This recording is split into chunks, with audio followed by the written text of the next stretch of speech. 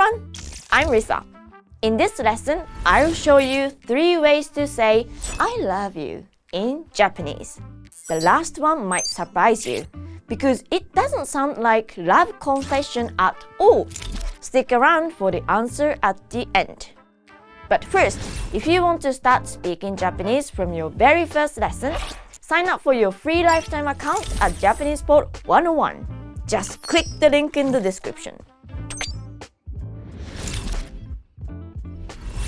愛してる This is the direct translation of I love you, but it's much stronger in Japanese.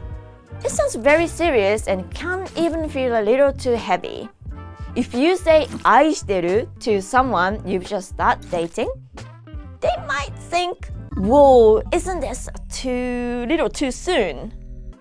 はじめまして、愛してる。え I don't know him much. Why? How can he say I love you to me? 大好き This is actually the expression you hear much more often. 大 means big and 好き means like. So together it means really like. You can also simply say 好き which means I like you. 大好き sounds stronger and more affectionate, but it's still much more common than 愛してる。大好き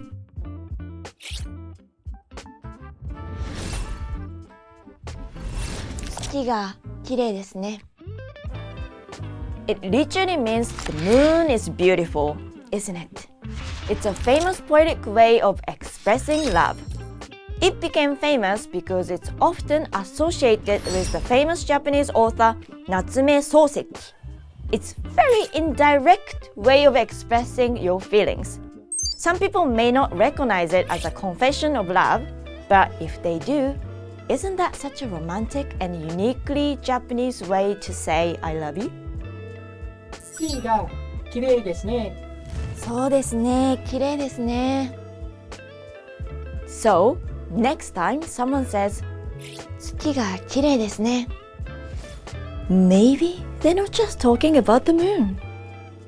I'll see you next time. Bye!